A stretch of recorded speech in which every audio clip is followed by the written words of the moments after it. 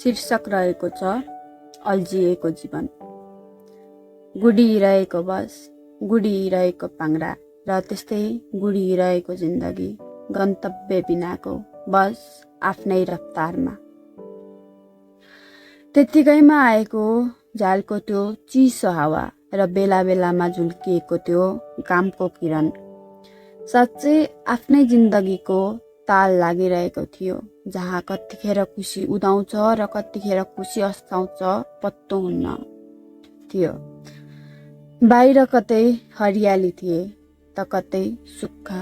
मलाई लागिरहेको थियो आज प्रकृतिले मलाई मेरो जीवन देखाउनको लागि मेरो जीवनलाई एउटा ऐनामा प्रस्तुत गराउँदै थियो, जहाँ त्यस्तै खडेरी त केही भाग हरियाली थिए, जहाँ केही रङ्गीन त केही बेरङ्गीन थिए, जहाँ हरेक कुरा दुईपट्टि पाडिएका थिए, जहाँ खुसीको युद्ध रुवाईसँग थियो, जहाँ रङ्गको युद्ध बेरङ्गसँग थियो, जहाँ सुखको युद्ध दुःखसँग थियो।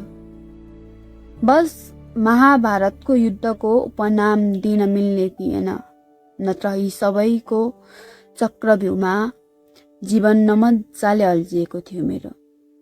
बस सङ्घर्षशील यात्राहरूको कथामा समेटिन सकेको थिएन, नत्र हरेक युद्धहरूले मृत्युको दर्शन गराउन खोजेको थियो।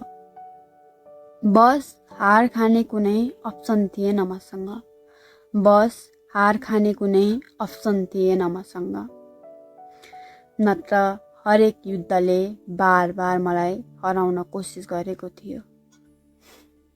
यत्तिकैमा रोकियो बसको गति, जसरी रोकिए म पनि कलम चलाउनमा।